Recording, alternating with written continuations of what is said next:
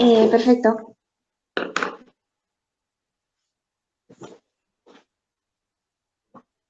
Hola, buenos días a todos. Hoy es el día de Conciencia T, es un día especial. Es el último día y, bueno, lo hemos llamado así por si os queréis tomar un té, porque el año pasado en las jornadas de Alcalá ofrecimos té este día, el último día, y, bueno, no ha podido ser, pero nos lo tomamos todos juntos.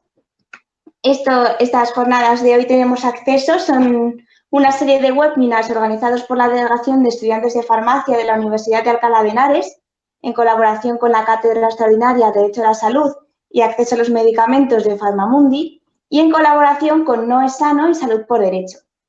Los webinars forman parte del proyecto Accede, que es una plataforma de recursos sobre acceso a los medicamentos y derecho a la salud, en la que vais a encontrar recursos e información sobre las barreras de acceso a los medicamentos. Si habéis estado los otros días lo habréis visto, y el precio de los medicamentos oncológicos y otros medios audiovisuales y documentales. Los otros días nosotros webinars hemos tenido el primer día Adriana Alonso, que nos habló sobre el COVID-19 y las barreras de acceso a los medicamentos. El miércoles tuvimos a Evangelina Martich, que nos habló sobre las desigualdades de género en el acceso a los medicamentos. Y ayer, Fernando Lamata, de experto en salud pública y políticas de salud, nos habló sobre la iniciativa legislativa popular sobre medicamentos a un precio justo. Las tenéis todas en el aula virtual y las podéis ver cuando queráis. Antes de empezar con el seminario de hoy, tengo que recordar que tenéis que mantener silenciado el micrófono todo el tiempo. Al final de la sesión habrá una ronda de preguntas y respuestas, pero si os surgen preguntas durante la explicación podéis escribirlas en el chat y Irene responderá, o si no, al final las repasaremos. Bueno, vamos a empezar. Una cosa muy importante: al final de la ponencia pasaremos una encuesta. Agradeceríamos mucho que la contestarais sobre qué os ha parecido y nos deis vuestra opinión, y es muy importante para nosotros. Bueno, vamos a empezar con Conciencia T.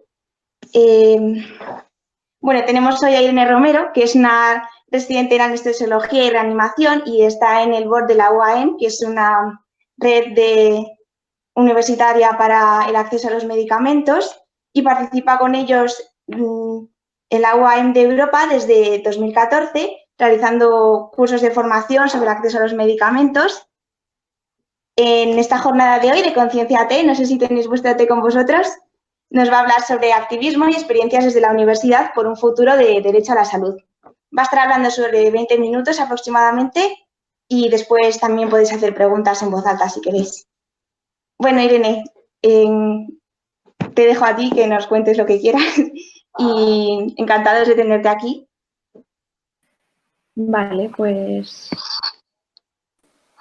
Bueno, pues lo primero, muchas gracias por invitarme, que la verdad me encanta venir a estas cosas porque siempre hay gente muy, muy interesante y con muchas inquietudes, y al final aprendo yo casi más que vosotros. Y bueno, pues voy a compartir la pantalla, ¿vale? Porque tengo un par de diapos que enseñaros. Pero reitero lo que han dicho Isabel y Nuria, que cuando queráis hacer una pregunta, voy a estar ahí pendiente del chat y así vamos viendo, resolviendo dudas, ¿vale? A ver si lo hago bien. Es que, a ver, si vierais el montaje que tengo aquí para salir por una cámara, bueno, en fin, no os cuento mi vida. Vale, ¿veis mi cámara ahora? ¿Mi pantalla? Sí, vemos tu pantalla. Vale, genial. Vale. Bueno, pues nada, esto es un poquito de lo que íbamos a hablar hoy, pero ya veréis que es un tema amplísimo y que podíamos estar aquí haciendo webinars a punta pala. Y concretamente lo vamos a anclar en el tema de acceso a medicamentos, que es en el que yo he hablado, pero como sabéis hay miles de iniciativas de activismo en la universidad y bueno, yo elegí esta y ahora os contaré un poquito por qué, ¿vale? Y antes de empezar, bueno, unas instrucciones de uso, ¿no? Porque, bueno, yo ahora mismo soy resi de anestesia y reanimación en un hospital de Barcelona, pero durante la carrera de medicina empecé un poco a interesarme por el tema de acceso a medicamentos, ¿no? Y claro, mucha gente me pregunta, pero bueno, ¿qué tema tan concreto y por qué te surgió esa inquietud, ¿no? Podía haber sido cualquier otro tema, es verdad, la verdad. Y bueno, básicamente fue porque cuando estábamos ahí estudiando pues farmacología y ¿no? de dónde salían los medicamentos, pues nunca quedaba muy claro cómo funcionaba todo el proceso de investigación. Pues sí que nos contaban un poquito qué era un ensayo clínico y de dónde salía un medicamento, ¿no? Pues yo qué sé, del ratón yo qué sé, a la farmacia, pues nos contaban un poquito el proceso, pero los intríngulis estos de la propiedad intelectual pues como que se quedaron un poco en el aire, ¿no? Y tuve la suerte de estar bueno, de coincidir durante la carrera con un par de compañeras que habían estado en contacto con UAM, que es la organización con la que después yo estuve trabajando unos cuantos años y sigo, vaya. Entonces os voy a contar un poquito. No sé si recordáis, a saber dónde estábamos todos en aquella época, por los años 90, ¿no? Que es cuando hubo toda digamos, el pico de infecciones por VIH y sobre todo el drama de la ausencia de tratamientos, ¿no? Porque en ese momento todavía no había suficientes antirretrovirales o con suficiente eficacia para transformar una enfermedad letal en una enfermedad crónica, ¿no? Y entonces, concretamente, en la Universidad de Yale, que ya veis qué paisaje otoñal bucólico americano os he puesto, pues había un profesor, el profesor Prusov, que había desarrollado un fármaco que a lo mejor os suena a los que hayáis hecho algo de enfermedades infecciosas o microbiología o farma, que se llamaba la estabudina. Y esta molécula parece que era bastante prometedora como antirretroviral. Entonces, este fármaco, os he puesto este caminito de la universidad al profesor y a la molécula porque este fármaco se desarrolló en esta universidad que tiene un montón de fondos públicos, ¿no? Pagando la investigación de este investigador y de otros, por supuesto. Entonces, el desarrollo de esta molécula fue primordialmente con fondos públicos y el tema es que una vez ocurrió lo que ocurre con muchos fármacos, que una vez que ya teníamos esta molécula prometedora, pues se decidió bueno, seguir los estudios y sacarla al mercado. Entonces, el proceso por el cual se ocurre esto, ya seguro que ya no me repito, es simplemente una patente que se firma un contrato con una industria farmacéutica que es la que va a producir, comercializar y distribuir este fármaco y explotar unos derechos de exclusividad, que en este caso era esta, Bristol Myers Squibb. Y lo curioso es que, bueno, curioso no, que es lo que se venía haciendo, ¿no? Que un fármaco tan prometedor, pues decidieron sacar el máximo de provecho económico y bueno, lo comercializaron con este nombre, Cerit. Y bueno, pues os podéis imaginar que el precio de salida al mercado pues fue brutal, porque un fármaco tan prometedor pues decidieron sacarle el máximo tajada, ¿no? Y costaba más o menos estos $10.000 paciente y año, el tratamiento, digamos, crónico.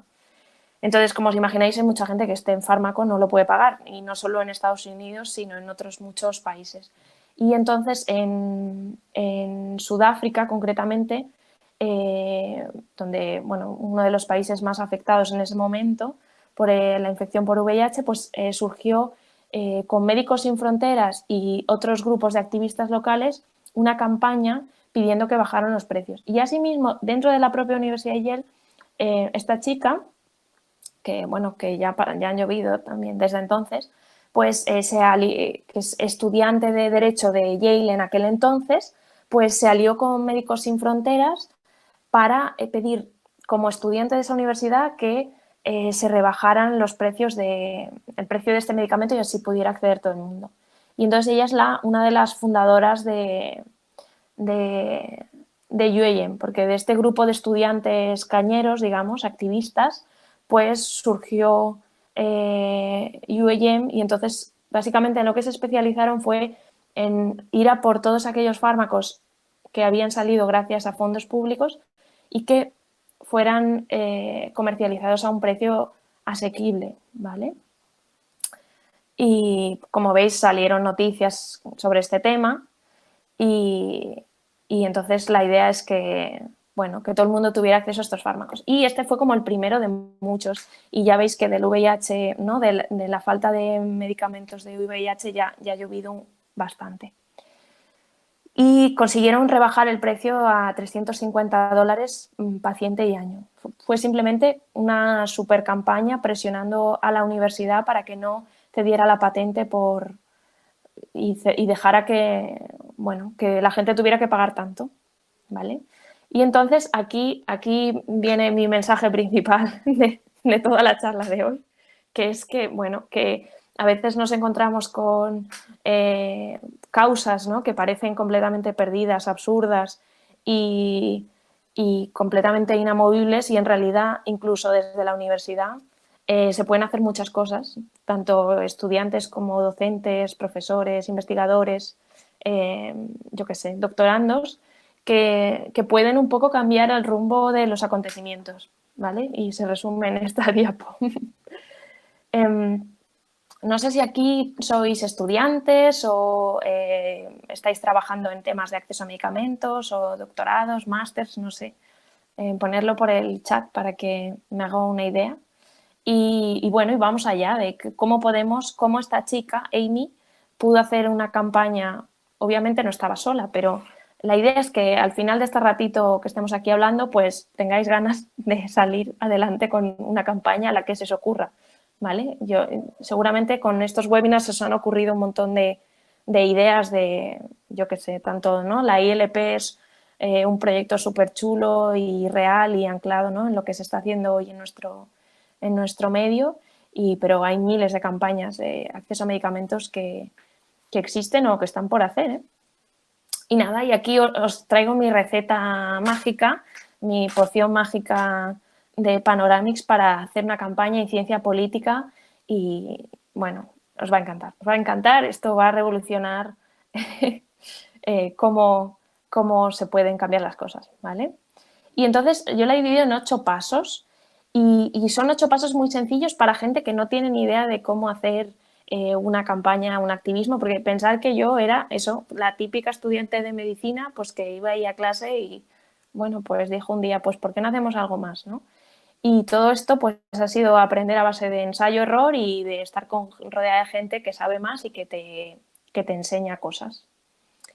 Y bueno, el primer paso y fundamental es seleccionar y analizar el problema en el que queremos cambiar, ¿no? En este caso, por ejemplo, si es el acceso a medicamentos, pues a lo mejor es interesante ver de qué fármacos estamos hablando, si es un fármaco en concreto, si es una vacuna, quedaos ahí con la cantinela de la vacuna, ¿no? Ahora en este contexto de coronavirus, ¿cómo puede ser eso, ¿no? ¿Cómo hacer que la vacuna al coronavirus sea accesible para todo el mundo, ¿no?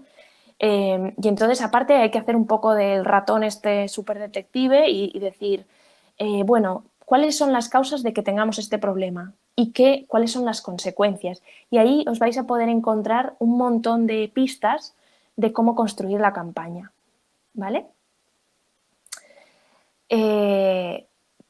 Un paso fundamental es pensar cuál va a ser nuestra propuesta, porque está muy bien salir a la calle y protestar, pero tenemos que proponer algo, porque si no enseguida se nos van a echar encima de no estás aportando nada o algo así.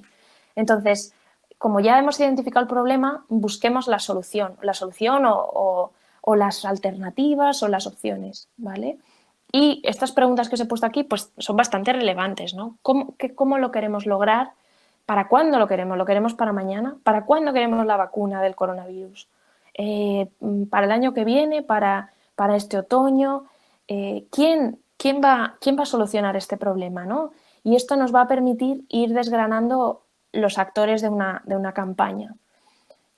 Todo esto que os cuento es obviamente lo que hacen en cualquier organización, ¿no? Cuando están pensando la estrategia de una campaña. Y la parte de pensar es casi más importante que la fase de ejecutar. Ya veréis por qué. Bueno, aquí os he puesto que el tercer paso, ¿no? Ya estamos en el tercer paso, ya tenemos bastante adelantada la campaña, que es analizar el espacio de decisión. Esto que suena así como un poco abstracto, pero básicamente se trata de ubicarnos. Y ubicarnos es las típicas preguntas estas del cole de quién, dónde, cuándo, cómo y por qué, ¿no? ¿Quién va a tomar la decisión para cambiar el problema que nos hemos planteado al principio, ¿no? Aquí es el momento de hacer la lista de cuáles son los eventos clave, en qué plazos, a qué puertas tenemos que llamar, nos tenemos que reunir con alguien, cuáles son los canales de comunicación que vamos a usar, etcétera, ¿no? Entonces, por ejemplo, si estamos haciendo una campaña como la que hizo Amy en la Universidad de Yale, pues ella a lo mejor en este punto se preguntó, oye, ¿quién en la Universidad de Yale permite que la patente de este fármaco se la quede esta empresa y especule con ello, ¿no? Entonces, pues a lo mejor se pensó, oye, ¿qué calendario de acciones podemos hacer? ¿Hay reuniones? ¿Podemos ir? Esto es en el claustro, en la junta de no sé qué, en el departamento de patentes de la universidad, por ejemplo. Os voy dando ejemplos para que hacerlo un poco más concreto esto. Y luego un paso que a mí siempre me ha parecido el más entretenido de hacer la campaña, que es hacer un mapa de poder. Aquí os he puesto el anillo de poder porque es tal cual así, ¿no? Tenemos que pensar nuestra campaña como una especie de engranajes en las que todo el mundo tiene que jugar un papel, incluso los que no hacen nada son importantes. Y entonces tenemos que ver cómo vamos a jugar con todos esos actores, ¿vale? Entonces, vamos a tener, por una parte, los aliados. Esa es la gente que te va a seguir casi con los ojos cerrados. Y esos son muy importantes porque son, uno, los que te van a dar confianza, los que te van a permitir llegar a sitios que tú piensas que no puedes, pues el que te cede un aula para hacer una conferencia, el que va a reenviar tu petición por correo, ¿no? Yo qué sé, ¿no? Imagínate, si quieres conseguir fondos, pues es la mamá que va a vender boletos de la lotería de tu campaña en el trabajo, por ejemplo. Luego tienes los actores, ¿no? ¿Quiénes son los que realmente te van a cambiar las tornas? Pues a lo mejor dices, pues en este caso es precisamente el director general de farmacia que va a autorizar que este fármaco sea más accesible porque no sé qué, esto va a ser la OMS porque va a meter este fármaco en la lista de medicamentos esenciales, por ejemplo, ¿no? Y tienes que ir buscando cuáles son los que van a hacer cambios. Y luego los indecisos, esa gente que pues a lo mejor un día sí, otro día no.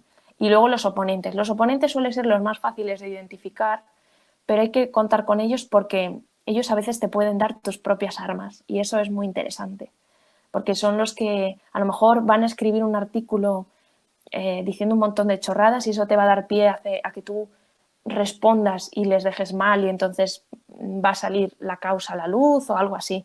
Esto hay que tenerlo en mente. Bueno, y una vez que tenéis esto, lo podéis organizar así, de esta manera. Esto, claro, así queda un poco, pero esto imaginaos ahí en una sala de reuniones todos organizando la campaña con el típico flipboard paper, ¿no? De ahí con los rotus escribiendo cosas, pues así, ¿no? Nos organizamos nuestro mapa de poder en dos ejes, ¿no? Primero poniendo aquí el más influyente o poderoso, aquí el menos influyente o poderoso y luego en este eje pues los que te apoyan y los que se oponen. Y como veis aquí en estos cuadrantes tendremos que localizar a todo el mundo. Yo qué sé, pues a lo mejor dices, pues mira, aquí hay unos cuantos que no me van a ayudar mucho, pero van a estar en contra, o al revés, pues van a estar en contra, pero no tienen ninguna influencia.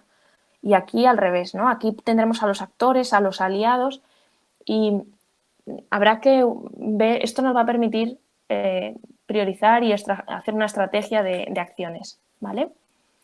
Y bueno, una vez que ya tenemos a los personajes de la película, a, digamos, los decorados y tal, tenemos que ver cómo vamos a poder hacerlo y cuáles van a ser nuestras kriptonitas, ¿no? Y cuáles van a ser nuestros bíceps y nuestras fortalezas.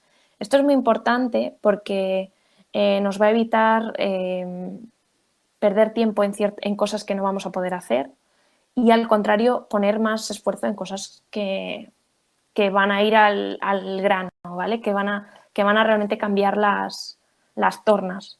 Esto, por ejemplo, si hablamos de una campaña en acceso a medicamentos, que es lo que hemos estado hablando, ¿no? en los webinars, pues puede ser, por ejemplo, ¿no? Si somos estudiantes que queremos que haya acceso, por ejemplo, a un medicamento que se está investigando en nuestra universidad, pues será, ¿cuál es nuestra fortaleza? Pues uno, que somos muchos, ¿no? Que todos los estudiantes de la universidad podemos estar ahí al pie del cañón pidiendo firmas, yendo a ver a nuestros profesores, ¿no? La relación que tenemos con los investigadores y los profesores probablemente sea más cercana que, no sé, un periodista o no sé, incluso gente que esté más alto en la universidad, porque no tienen ese contacto tan cercano. Y por otra parte, las debilidades que puede tener, ¿no? El hecho de ser un estudiante. Pues bueno, que no tienes, no formas parte de un lobby con un dinero ahí que te permita invitar a la gente a comer y a escuchar tus cosas, ¿no? Por ejemplo, o que no tengas acceso a ciertos escenarios de decisión. Por ejemplo, a lo mejor los estudiantes no van a todos los claustros o a ciertas reuniones clave. Pero bueno, saber esto te permite ir a lo que se te da bien, ¿vale? Y buscar, empezar a planificar, ¿no? Qué acciones, qué campaña vamos a hacer, cuándo y dónde y los roles, ¿no? Aquí hay que montarnos una orquesta, literal, o sea, habrá que decidir quiénes son los primeros violines, quiénes, ¿no? Todo esto, porque nos va a permitir, pues, yo qué sé, pues no tiene sentido que haya 4 personas haciendo carteles cuando el día de los carteles pues está lloviendo muchísimo o luego no nos dejan colgarlos, ¿no? Por ejemplo, hay que pensar muy bien este tipo de cosas. Y ya os digo que, aunque uno lo planifique, hay veces que esto sale rana, o sea que, no sé, recuerdo perfectamente que hace unos años teníamos planificada una manifestación en Basilea, ¿no? Que es la sede de Novartis y de un montón de farmacéuticas, y teníamos ahí un banner larguísimo, que es el banner este que os he puesto aquí en la primera diapo, que es muy chulo. Si os fijáis aquí en esta foto que sale de fondo, sale el edificio de Novartis y aquí, pues no sé, éramos como cientos arrastrando este banner por toda la ciudad. Bueno, pues una de las cosas curiosas, ¿no? Cuando ya habíamos pensado la manifestación, habíamos hecho el banner y tal, nos respondieron del ayuntamiento de la ciudad que no podíamos cortar una calle. Total, que tuvimos que ponernos creativos y al final dimos el paseo por todo Basilea por la acera. O sea, íbamos muy ordenadamente manifestándonos por la acera para no cortar la calle. Para que veáis que estas cosas van surgiendo y hay que ir buscando soluciones casi a medida que uno está circulando, ¿no? Ya con la campaña en marcha. Y bueno, ¿por dónde íbamos? Pues nada, y otra cosa muy importante que a veces no trabajamos lo suficiente es el mensaje, ¿no?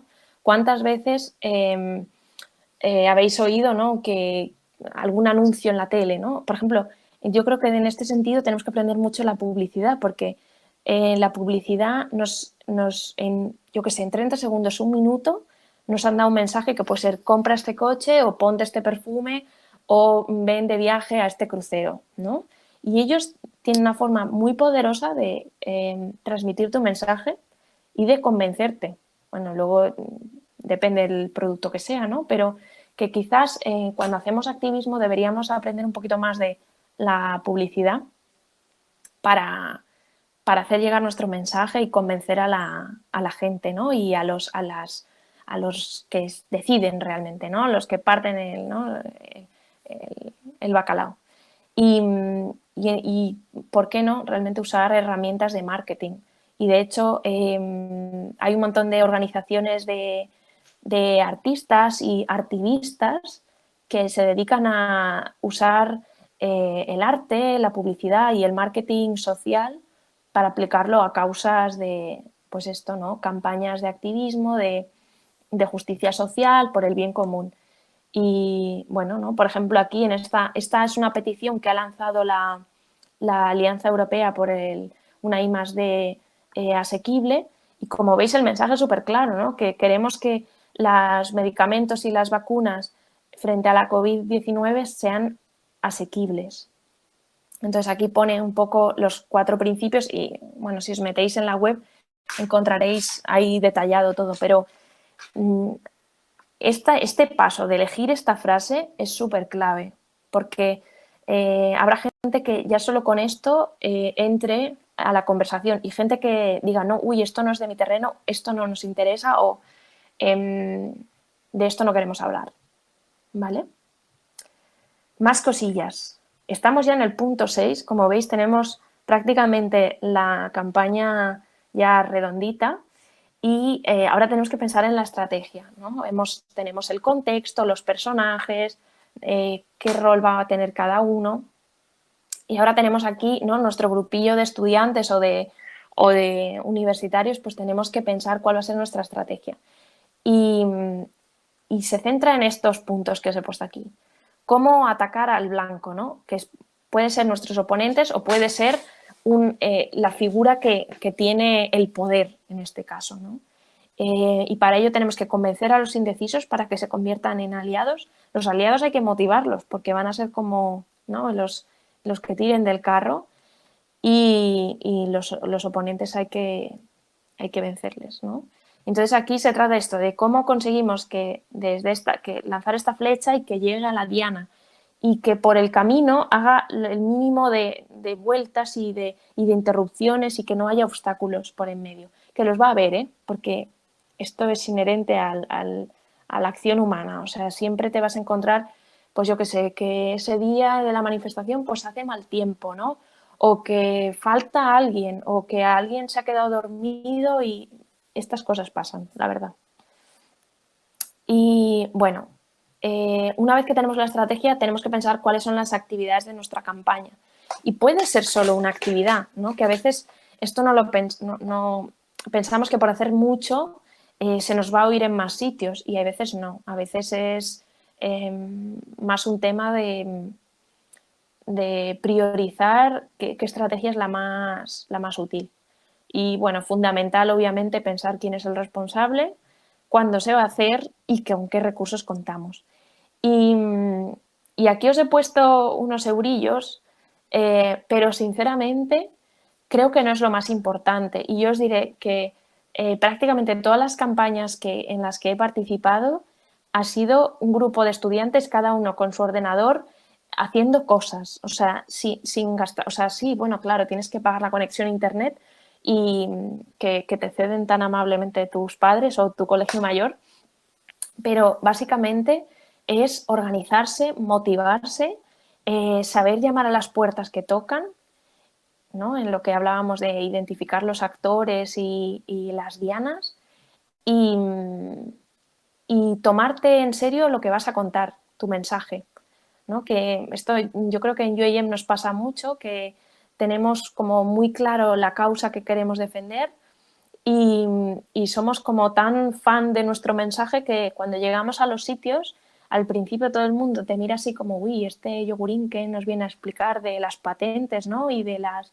licencias no exclusivas, pero una vez que te oyen hablar de lo que vienes a hablar, básicamente del mensaje en el que vas a centrar tus argumentos y tal, pues como que eso es mucho más efectivo que, no sé, comprar o alquilar una furgoneta con un micro que esté por ahí haciendo publicidad por una ciudad, ¿no?, por ejemplo.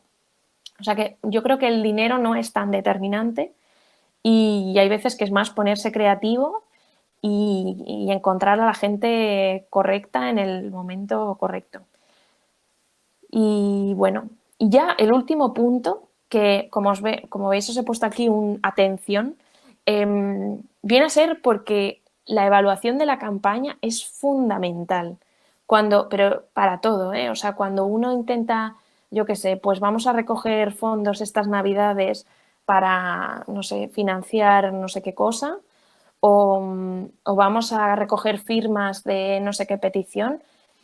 Todo esto son acciones de campaña que forman parte de una campaña y que hay que evaluar, porque si no es como si hiciéramos algo y no supiéramos qué efecto real tiene esto, ¿vale?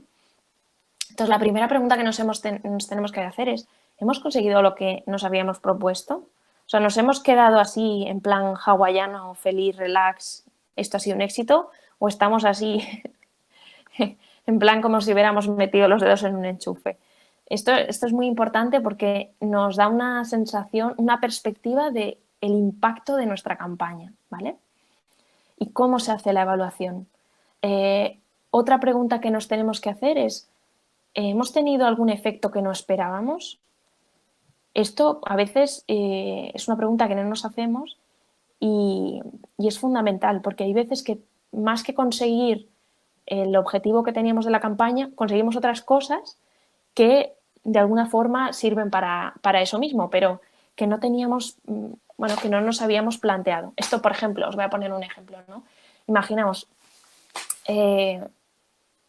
que mi objetivo es dar voz a la campaña de No es sano para que los tratamientos y las vacunas y todos los productos médicos relacionados con la COVID sean accesibles a todo el mundo.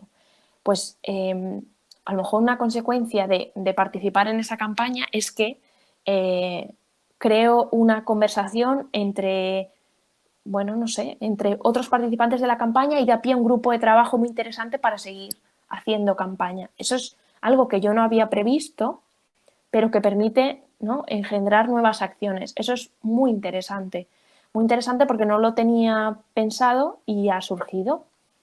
También esto es positivo lo que os he comentado, pero también puede ser, ¿no?, que como este señor, que se le caiga encima este dominó gigante. En ese caso, puede que haya alguna consecuencia que yo no quiera, ¿vale? Y que a lo mejor tenga, ¿no?, que modificar el resto de mi estrategia en base a esto. ¿Cómo lo mejoraríamos para una próxima vez? A lo mejor esta campaña no se va a repetir porque la estabudina ya es un genérico o ya no se usa como tratamiento de primera línea para el VIH. Pero ¿qué podemos aprender de aquella campaña para otra vez?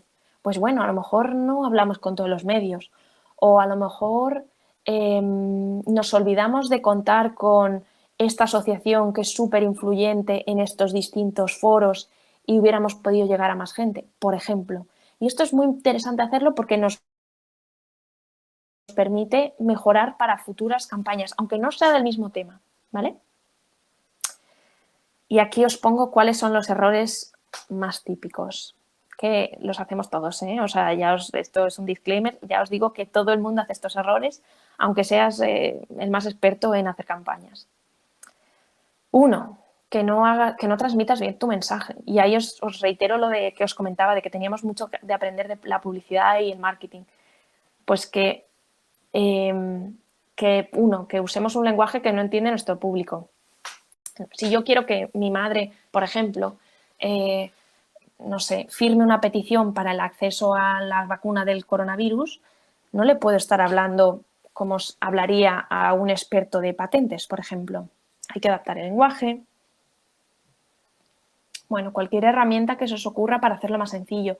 Puede ser buscar un camino común, buscar ejemplos en el día a día. Bueno, no os voy a aburrir con esto, pero que parece una chorrada, pero es muy frecuente. Después, no saber contar nuestra historia. Esto es fundamental, porque a veces tenemos un montón de argumentos buenísimos para que la gente se una a nuestra campaña, pero no somos capaces de conmover a la persona para que se implique en esta campaña. Y esto puede ser, por ejemplo, no sé, esto seguramente lo veis mucho en estas campañas a lo mejor de donación de, yo qué sé, Acción contra el Hambre o Cruz Roja o algo así, ¿no? Que cuando te pillan por la calle y te dice, por favor, rellene esto, pues a lo mejor tú no te pararías a hacerte socio. Mientras que si alguien de tu familia te dice, mira, he sido voluntario, Cruz Roja, he disfrutado la experiencia muchísimo, se hace un trabajo brutal con los chavales de no sé qué sitio, estaría genial si pudieras colaborar. Cuando alguien te cuenta una historia propia sobre una causa, le da un valor a esa campaña brutal. Y esto, yo no digo que haya que inventarse una historia, pero que hay que saber jugar con el concepto de storytelling, que no sé cómo traducirlo, pero tenemos que aprender a saber contar las historias que sirven nuestra campaña, ¿no? Y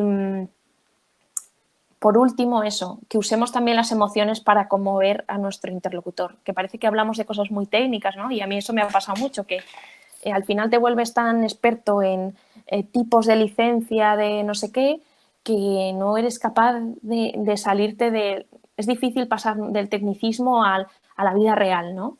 Y eso es un paso que hay que dar. Y esto, no debemos olvidarnos de evaluar nuestra campaña. ¿Funcionó? ¿Por qué? ¿Qué imprevistos hubo? ¿Qué consecuencias inesperadas hubo? ¿Cómo mejorarla? ¿Vale? Esto sería lo fundamental. Y también eso, estar planificando y no llegando a hacer nada, ¿no? Y aquí os he puesto esta frase que dice: uno de los errores más comunes que cometen los activistas es caer en la trampa de la actividad. Uno pasa directamente de las buenas intenciones a la actividad plena. El resultado es a menudo mal uso de recursos, frustración, en fin, que a veces si invertimos un poquito en estrategia, elegiremos las actividades que son más rentables. Y otra cosa que hacemos mucho es quedarnos en lo de siempre, ¿no? En las manifestaciones, mandar emails, recoger firmas, hacer reuniones en las que hay gente que ni se entera de lo que hablamos y comentar ¿no? en la tertulia del bar las cosas que no van bien, que eso lo hacemos todos y que es muy sano porque de ahí salen grandes campañas, pero es lo de siempre. Entonces, tenemos que salir un poquito de nuestra zona de confort y lo que pensamos que es hacer una campaña y lo que es el activismo, pensar otras cosas. Y aquí os he puesto alguna idea, que es practicar el activismo creativo, que es otra de las cosas que hemos hecho en UAM y, bueno, con otras organizaciones. Y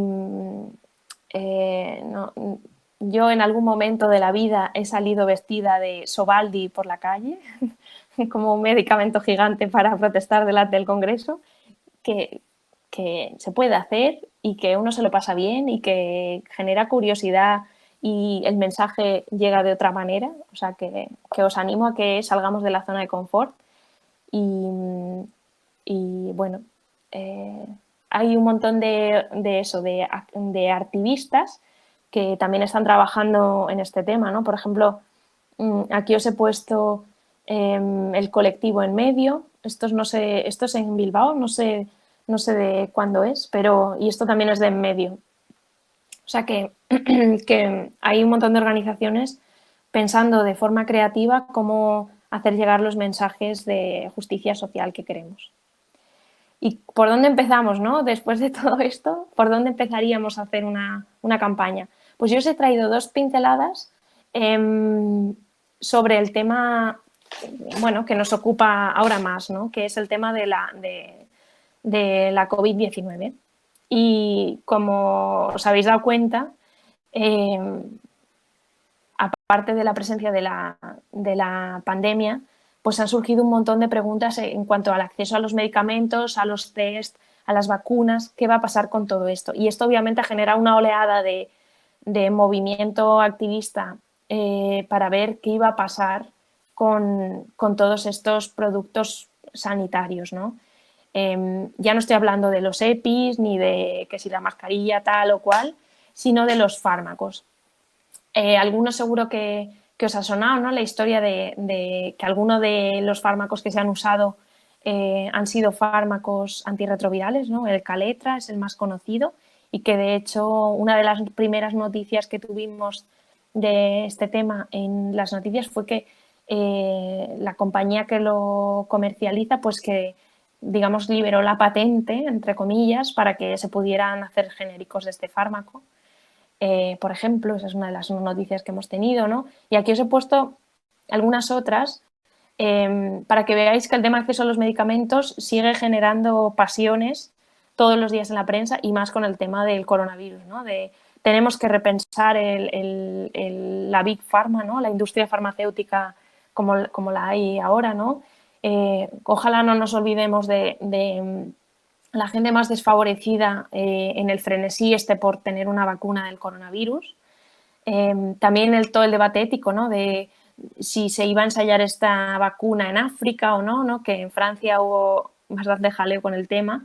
Y este mismo es del 23 de abril, o sea, ayer, unas declaraciones de Merkel que decía que la vacuna debería ser accesible para todo el mundo.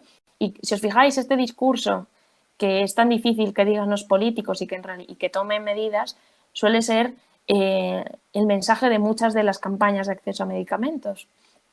O sea que para que veáis que es el tema de campañas en acceso a medicamentos es más vigente ahora que nunca. Y acabo con este titular, ¿no? De organizaciones internacionales le piden al gobierno británico que evite que la Big Pharma especule con la pandemia, ¿no?, del coronavirus.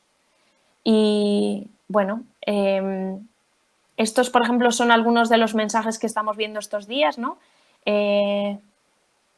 Esta de aquí es una campaña que ha lanzado UAM en, digamos, la parte de Norteamérica, que todas las vacunas y test diagnósticos desarrollados en América, bueno, en Estados Unidos con fondos públicos sean accesibles a todo el mundo. Y recientemente, o sea, ayer, se publicó una carta firmada por un montón de organizaciones y coordinada por No es Sano para pedir al gobierno que los fármacos y las vacunas que tienen inversión pública pues sean accesibles a todo el mundo. Y esta es la petición que os he comentado de la Alianza Europea, o sea que como veis aquí se van juntando aliados, y que esto ya es como a nivel de Unión Europea, ¿vale? Como veis, esto, con las peticiones estas es solo una de las herramientas. Detrás hay mucho pico y pala en redes sociales, en reuniones con eurodiputados, diputados, comisiones del Congreso, en nuestro caso, hablar con los delegados de los partidos, buscar alianzas entre organizaciones afines, mucho trabajo de qué mensaje queremos dar, ¿no? Por ejemplo, en la carta esta que os he puesto de No es Sano, cada palabra, cada frase está medida, pesada y sopesada y merece la pena pararse a escribir estas cosas y a pensar qué mensaje queremos dar. Pero, por otra parte, el mensaje que os quería dar es que se puede montar una campaña en nada, en lo que chasqueas los dedos, si tienes claro todos los pasos que os he comentado antes. Y que, si os fijáis, estas organizaciones que ya llevan un montón de tiempo trabajando en acceso a medicamentos, simplemente están adaptando el discurso a la situación actual, ¿vale? Y nada, por mi parte nada más.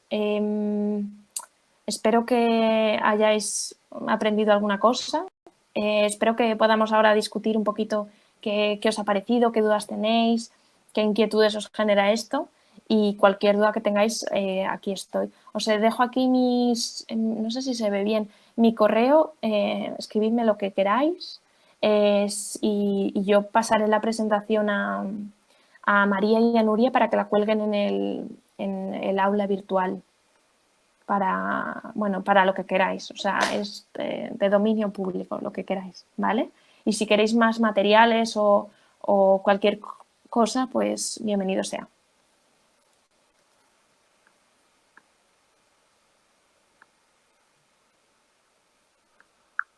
Muchísimas gracias, Irene. Ha estado muy interesante.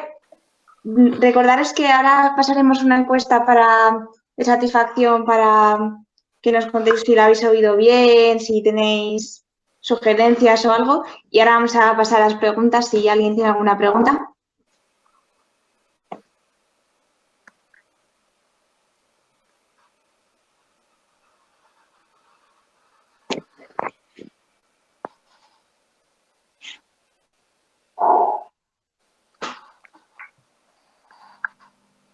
Hola. ¿Se me escucha? Sí, pregunta. Me gustaría preguntarte si crees que las facultades promueven a que nos involucremos en este tipo de acciones. Perdona, que me quedaba sin luz. Es una muy buena pregunta porque es una muy buena pregunta. Depende un poco. Yo la verdad es que mi experiencia ha sido que en las universidades siempre te vas a encontrar una mano amiga. Y la mano amiga puede ser desde tu grupo de amigos y amigas que se unen a todos tus planes, o también puede ser ese tipo de, ¿no? El profesor, seguro que tenéis, pensarlo bien, seguro que tenéis en la mente algún profesor, alguna profesora que en la universidad es especialmente, que es un motivado de la vida y que además comparte muchas inquietudes contigo y que está dispuesto a echarte un cable. Y en mi caso, tuve mucha suerte porque a pesar de que yo estaba en una universidad que podíamos decir así un poco, no sé, un poco así vetusta y poco innovadora y desde luego muy alejada de todas estas conversaciones sobre el bien común y la investigación al servicio de la sociedad, ¿vale? Pues me encontré un montón de gente increíblemente motivada que nos abrió mil puertas. O sea, me acuerdo que organizaron, pues no sé, nos dejaron aulas, organizaron jornadas en las que habláramos de acceso a medicamentos, nos invitaron a talleres, a dar seminarios, incluso nos permitieron en algunas asignaturas hacer un seminario con, por ejemplo, en medicina, pues con todos los alumnos de primero, en la asignatura esta de humanidades médicas, pues pudimos hacer un seminario hablando de temas de acceso a medicamentos. O sea que yo creo que hay voces que te pueden ayudar y luego también es conocer muy bien la universidad, porque lo que nos ocurría muchas veces es cuando íbamos a hablar a, yo qué sé, pues en según qué foros de la universidad, si tú sabías de lo que estabas hablando, la gente se quedaba así como, oh, esta chica sabe lo que es una patente y lo que es la oficina de patentes y cómo se patenta un fármaco. Entonces también ayuda mucho que tengas ciertos conocimientos que ellos piensan que tú no, que tú estás ahí para, ¿no?, ir a hacer exámenes y a la biblioteca un rato si acaso y a las prácticas a que te firmen, ¿no? O sea que si sorprendes también te llevas buenas sorpresas. Y luego, evidentemente, habrá gente que le dé más miedo que otra cosa, que tú estés participando. De hecho, esto no solo con respecto al tema de acceso a medicamentos, pero seguro que os suena que algunas iniciativas como la Uni en la calle y todo esto, pues tenía muchísimos detractores. Yo creo que en parte por ignorancia, porque se pueden hacer tantas cosas desde la universidad, pero bueno. Yo tuve suerte, pero por ejemplo UAM, que es una organización que está en un montón de países de Europa y Estados Unidos, Latinoamérica, Canadá, etcétera, en todas las universidades más o menos han encontrado una estructura, un soporte, un apoyo, ya sea institucional o estudiantil, y o sea que se pueden hacer cosas, hay que echarle ganas, claro. No sé si he contestado a tu pregunta. Sí, muchas gracias.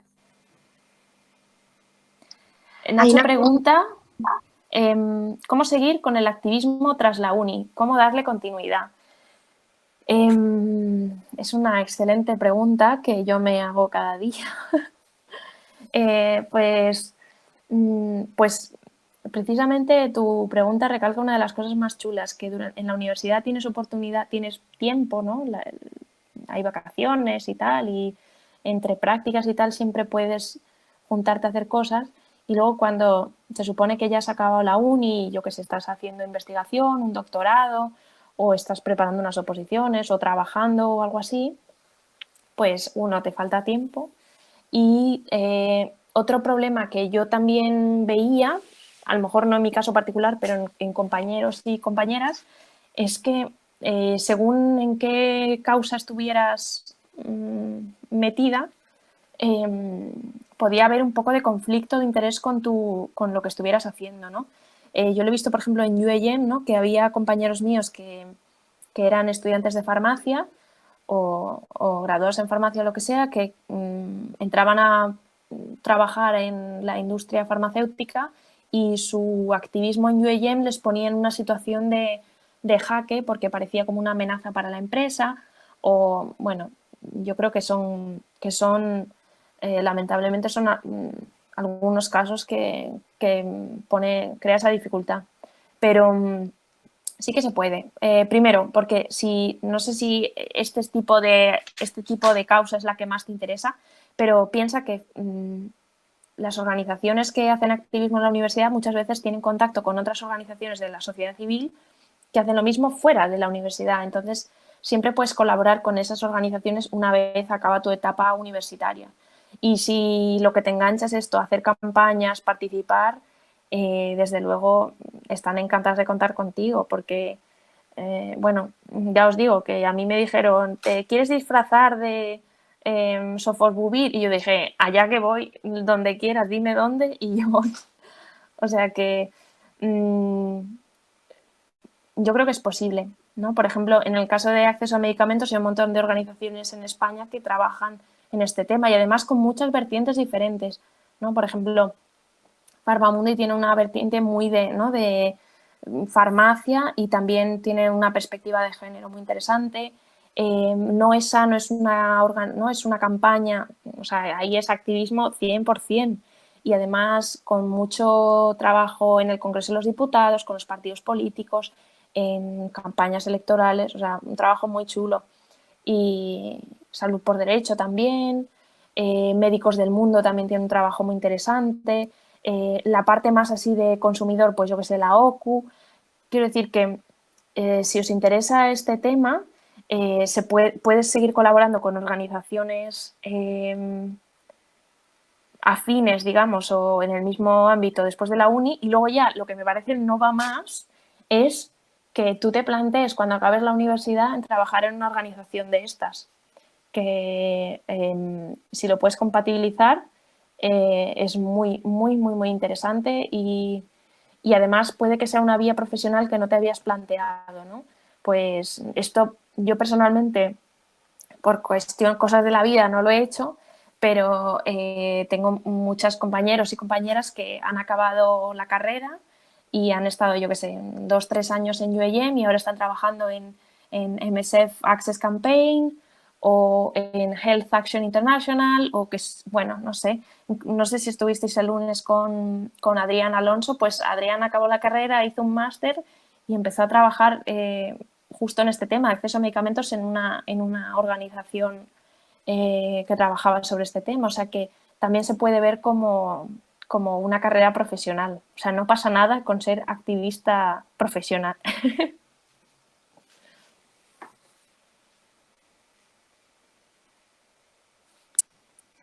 Hola, yo tengo una pregunta. ¿Se me oye? Sí.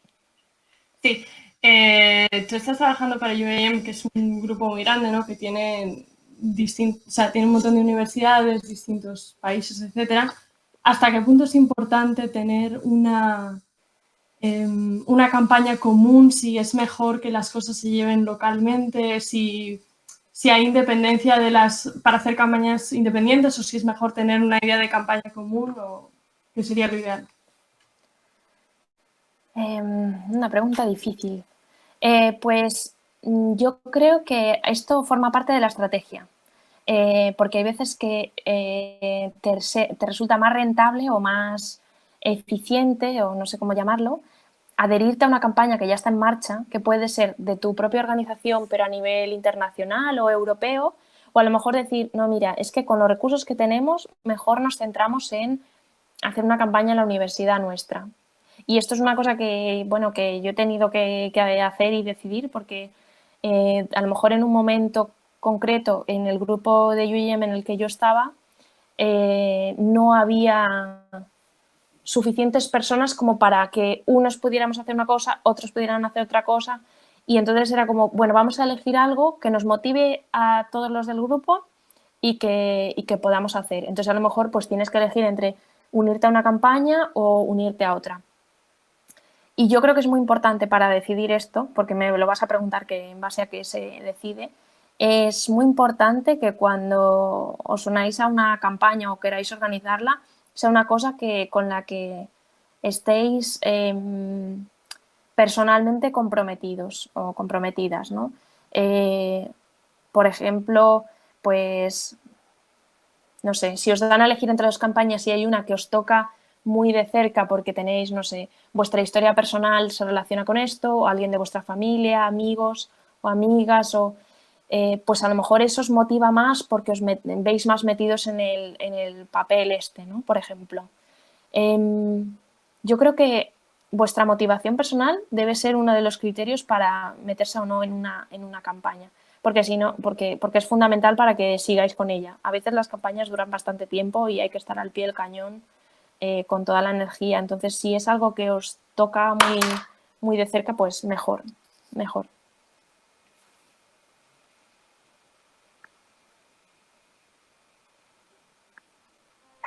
Yo también tenía una pregunta sobre si podíamos implicarnos de alguna manera más o conocer más sobre UIM para saber si podríamos participar o bueno, y conocer más sobre cómo funciona.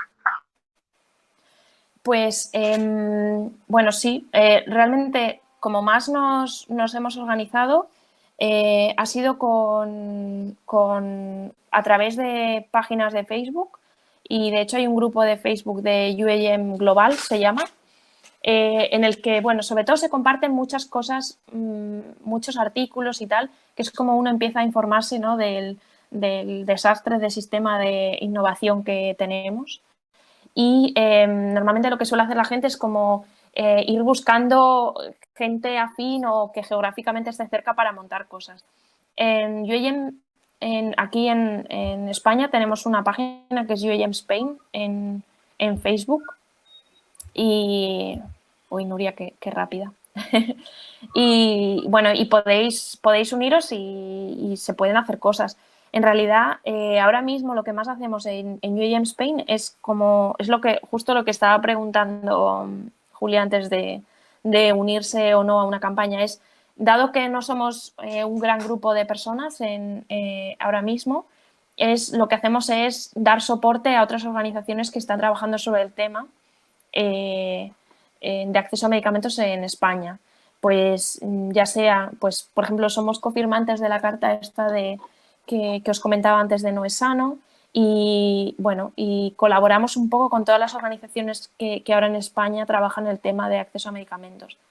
Y también estamos un poco pendientes de lo que van las campañas que van lanzando desde Europa y vamos como dando eco.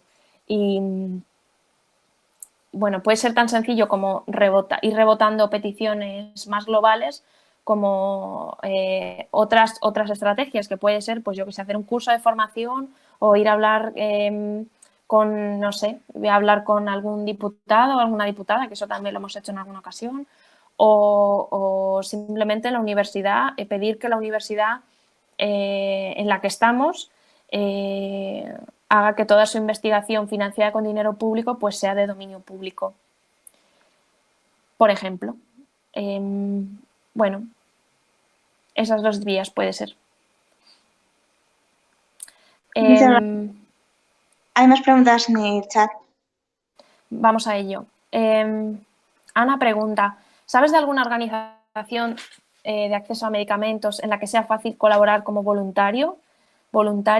Pues entiendo perfectamente tu pregunta, porque muchas veces dices, ay, me encantaría colaborar, y no sabes ni por dónde empezar, ni cómo buscarlo, ni si hace falta requisitos, ni qué, bueno, en fin, mil dudas, ¿no?, que te asaltan. Yo creo que depende un poquito de tu perfil y de lo que te apetezca hacer.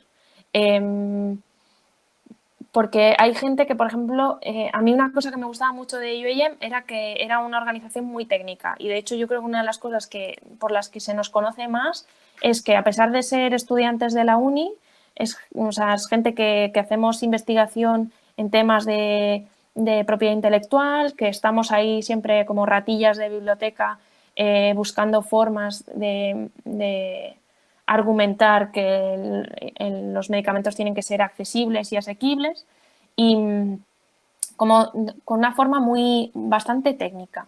Entonces, claro, eso implica que te tiene que gustar un poco este tema. Pero luego yo creo que en todas las organizaciones hay hueco para todos los perfiles. Si estás en la universidad, la verdad es que UAM es una muy buena opción, porque además todo el mundo en UAM son voluntarios, salvo la coordinadora que tenemos ahora a nivel europeo, nadie está cobrando, entonces todo el mundo entiende que tienes una vida universitaria y tal, y te permite hacer acciones en tu universidad o en tu país, siempre estando conectada con Europa. Pero luego, por ejemplo, aquí en España hay 80.000 opciones. Tanto, por ejemplo, si estás en medicina, es que no sé, Ana, de qué perfil tienes, pero por ejemplo, en medicina hay una organización que es IMSA y su vertiente Pharmacritics, que hacen bastantes, bueno, siempre han sido como muy cañeros en el tema acceso a medicamentos y sobre todo hacen muchas cosas de formación de estudiantes que me parece súper interesante. Y, por ejemplo, yo que sé, en farmacia, pues Pharmamundi es un ejemplo perfecto.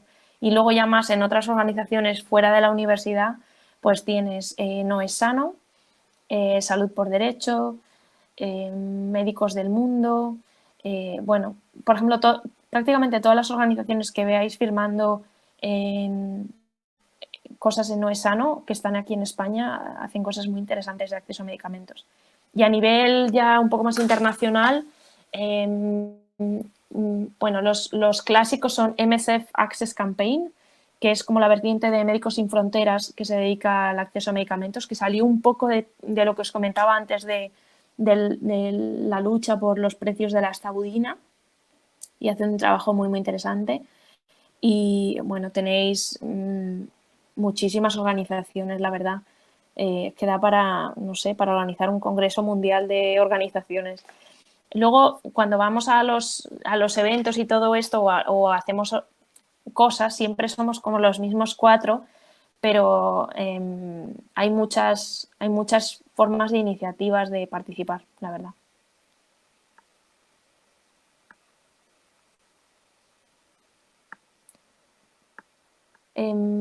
Ana también pregunta, para ser activista profesional, ¿cómo hay que formarse? Excelente pregunta. Pues es que yo creo que cada uno aquí tiene su historia. Yo, la verdad, si te interesa el tema de acceso a medicamentos, a mí lo que me sirvió muchísimo cuando estaba trabajando más como campaigner en UAM, fue leer mucho y especializarte en algo. Yo, por ejemplo, en mi historia concretamente, donde cogí un poco más de vuelo fue con el tema de, no sé si os acordáis, de cuando salieron los nuevos medicamentos de la hepatitis C. Pues yo ahí me volví una friki de esos medicamentos y obviamente no tiene nada que ver con lo que hago hoy, pero qué patentes había, qué tipos de propiedad intelectual había con esos medicamentos, qué licencias tenían según qué países, qué precios tenían según qué países, qué pactos había de precios y cosas de estas, qué es lo que recomendaban los médicos también que había que poner, claro, es importante para saber cuáles son los medicamentos que se necesitan. Qué alternativas de genéricos había y todo eso, ¿no? Tú te vas construyendo como tu base de datos del tema de la campaña que te interesa y luego empiezas a escribir los argumentos y luego lo ubicas dentro de una campaña más grande o te montas tu campaña. Y yo, por ejemplo, la verdad es que hice de todo en esos años, hice desde, pues no sé, me acuerdo que colaboré mucho con la plataforma de afectados por la hepatitis C, la PLAF, pues que casualmente estaban encerrados en el hospital donde yo hacía la carrera, entonces pues yo iba muchas tardes allí y entonces resolvíamos dudas de patentes, de licencias obligatorias, de por qué tenía ese precio ese fármaco y eso ayudó también para que ellos construyeran su discurso, ¿no?, de tratamientos para todos a un precio que no hunda la sanidad pública, por ejemplo. Entonces yo hacía un poco de formación, escribía documentos, colaboraba también pues con otras organizaciones y vas picoteando un poquito y también se te van abriendo puertas porque yo que sé, un día te invitan a una reunión y entonces tú te preparas la reunión, te invitan a no sé, a dar alguna ponencia, pues tú vas y te la preparas y el hecho de que sepas de ese tema te da como mucha más credibilidad cuando eres estudiante, me refiero. Y lo único que no hay que olvidar la parte de campañas, es decir, que te puedes especializar en ser técnico o puedes ser la persona que mueve a las masas, ¿no? Yo tengo una amiga en UAM que es genial moviendo masas porque motiva a la gente, no sé, le daba una guitarra y montaba ahí un sarao tremendo. tenía que organizar autobuses para manifestantes, pues la tía tenía los recursos, ¿no? De la creatividad, de saber dónde. Y eso también es ser activista. O sea que según tu perfil, como que puedes ir buscando dónde encajas más. Quizá una idea, así un poco más concreta, pueda ser que o hagas prácticas, no sé, en la universidad, supongo que hay muchas universidades que dan programas de prácticas, pues que hagas prácticas en una organización que te interese concretamente. Y otra opción es que intentes trabajar en una organización de estas. De hecho, cuando estás en una organización como voluntario, muchas veces te especializas tanto en ese tema que a lo mejor puede ser interesante para otras organizaciones por tus conocimientos, ¿no? Y bueno, y hay gente que consigue trabajo en este mundillo por eso, porque te conocen, porque saben cómo trabajas, aunque seas voluntario, y les interesa tus conocimientos, básicamente. Pero no, que yo sepa, por favor, corregidme, que yo sepa, no hay una universidad del activismo. Que no sé, hay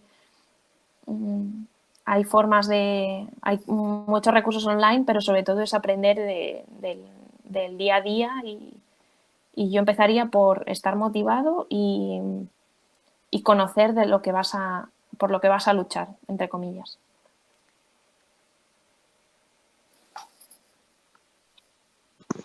Muchas gracias. ¿Hay alguna pregunta más?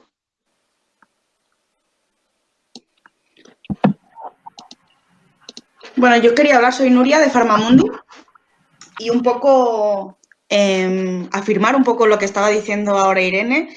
Irene, yo no sé si creo que no nos hemos puesto nunca cara, pero es un poco lo que contaba Irene. Irene, yo la conozco creo que es de hace unos 5 años o así. Yo estaba viviendo en Alemania en ese momento haciendo el doctorado, o sea, ya después de la farmacia, y me pasó un poco lo que comentabais vosotros y vosotras un poco, estaba investigando en materia de enfermedades tropicales desatendidas y te encuentras en un laboratorio con pipetas, de todas las cosas que puedas tener ahí dentro, pero te falta ese activismo o esa parte más social, ¿no? Porque de golpe ves codos entre compañeros que dices, ¿en serio estamos investigando contra la leishmania?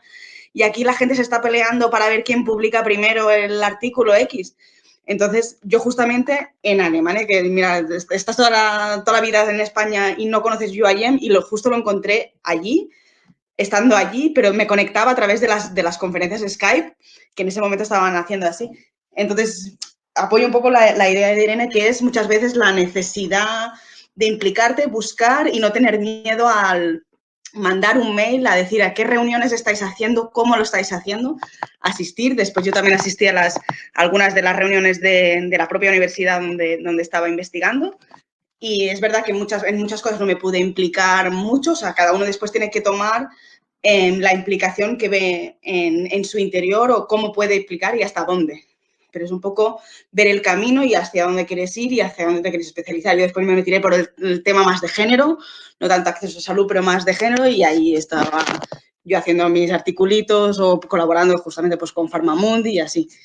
Pero un poco reafirmar eso, que es picar y llamar a muchas puertas, o que no tengáis miedo a picar a una puerta y decir, me gustaría colaborar en esto, y veréis que os abren puertas y os abren brazos en todos los sitios, que podéis a veces colaborar en una campaña, en la siguiente no sentiros tan identificados y cambiar o proponer nuevas campañas incluso, y que eso nos tire para atrás, sino al revés, de que siempre conoceréis a gente interesantísima y a temas todavía más interesantes que no os habíais ni planteado a veces. Yo al menos era como, ¿en serio esto existía? O sea, claro, que terminas farmacia, que sales ahí siendo un pollito, que los profes no te dicen de nada y de golpe dices, madre mía, lo que hay después de la carrera. O sea, ahora empieza el aprendizaje.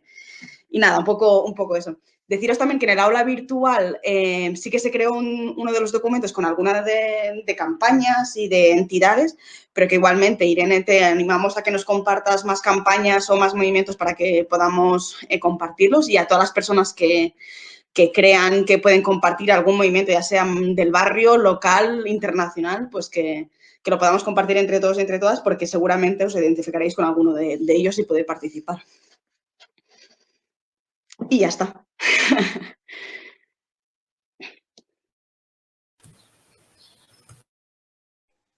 Vale, pues María quiere hablar. Yo le cojo un poco el relevo a lo que ha dicho Nuria para decir que, pues, por ejemplo, esto que estamos haciendo aquí ahora, un poco Farmamundi y Irene tienen la culpa, para que os hagáis una idea de un poco, pues no sé si Irene cuando hablaba en la Complu en un curso que hizo Farmamundi en 2016, sabía que una de las figuritas, ¿no?, que se estaban cayendo encima de ese señor es que pues hay una alumna de la Universidad de Alcalá estaba allí, que fue a Alcalá y dijo, jolín, ¿y en Alcalá por qué no se hace esto también? Y entonces trasladó esa iniciativa que ahora estamos haciendo por Skype, ¿no? Pero bueno, pues animaros a que, o sea, y las chicas ahora de delegación de estudiantes de farmacia también están súper motivadas y están teniendo súper buena acogida. Y también han visto como todo el que hemos propuesto participar, incluidas Nuria otra vez y Irene, nos han dicho que sí, encantadas, a pesar de estar haciendo guardias de 12 horas cada 2 días. Así que nada, os animamos este curso, o sea, lo de formación, ¿cómo nos formamos para ir trabajando en esto todas juntas? Pues hemos creado este aula un poco para eso, ¿no? Para que encontréis todos los recursos aquí cerca y también hay un foro en el que igual, pues, Arturo, que por ejemplo se está conectando todos los días, o Irene, pero la otra Irene, pues igual, si en ese foro nos conectamos, de aquí sale una nueva campaña, ¿no? Que estamos en un muy buen momento para que igual muchos desde casa quieran liarse y darle continuidad a un proyecto que termina hoy, pero que igual podemos continuar, ¿no? Ya veremos si termina o no y desde luego con el aula queremos darle continuidad. Así que nada, eso quería decir.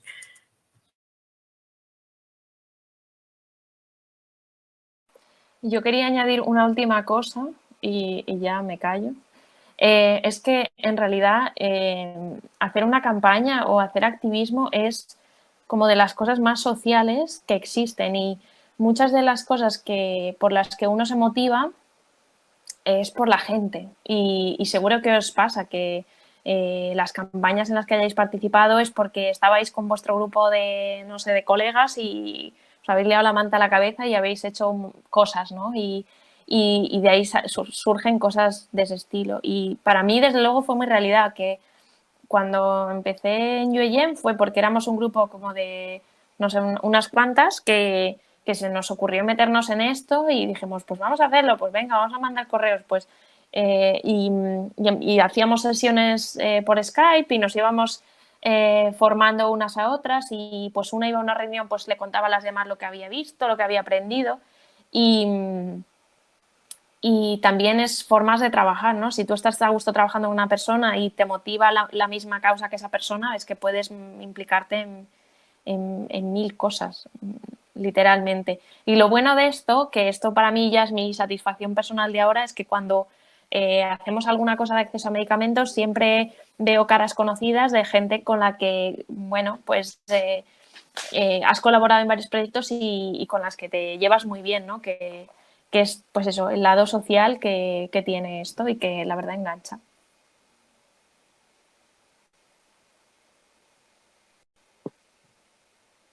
Arturo.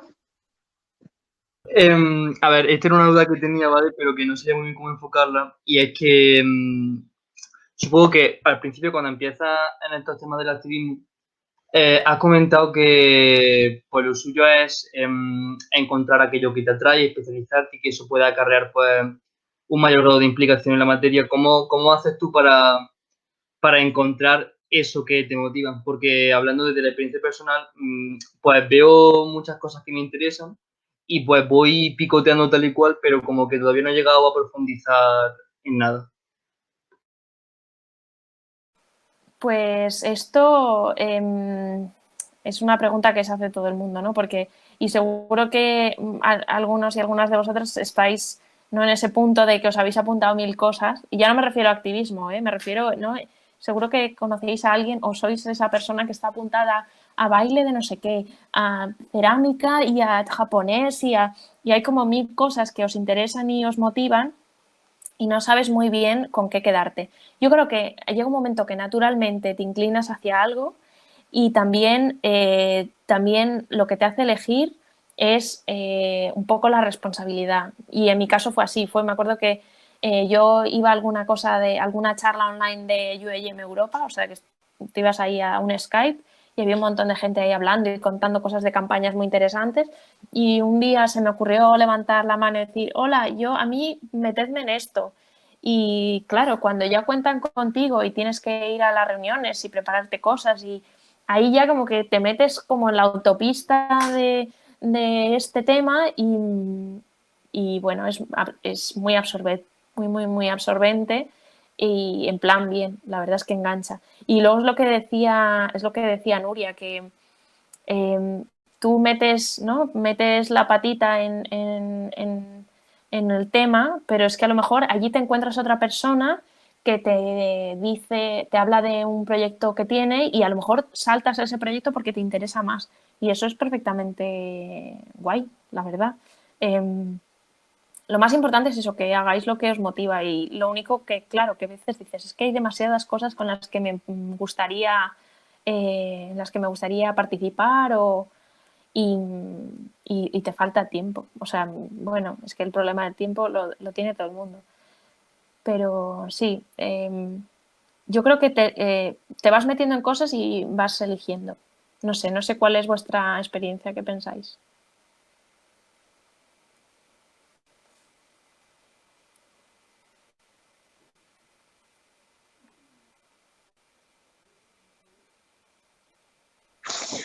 Bueno, pues muchas gracias. Yo, por mi parte, me ha parecido muy interesante, la verdad, y bueno, a ver si podemos hacer más iniciativas como esta. Y muchas gracias por venir, que sabemos que has estado con un montón de trabajo. Y bueno, sí, recordar que va a estar los documentos en el aula y esta ponencia, y que si queréis rellenar la encuesta de satisfacción para ver si ha funcionado todo bien y tenéis alguna propuesta para, bueno, pues para empezar a manejar, si queréis alguna campaña, por ejemplo, también, todo se acepta. Así que, bueno, muchas gracias y con eso terminamos. Gracias por todo, por la invitación, y no os olvidéis de evaluar. Ya os he dicho que en la campaña es lo más importante, evaluar. Gracias, Irene. Muy bien, pues gracias. Gracias, Irene, chao. Que vaya muy bien. Igual.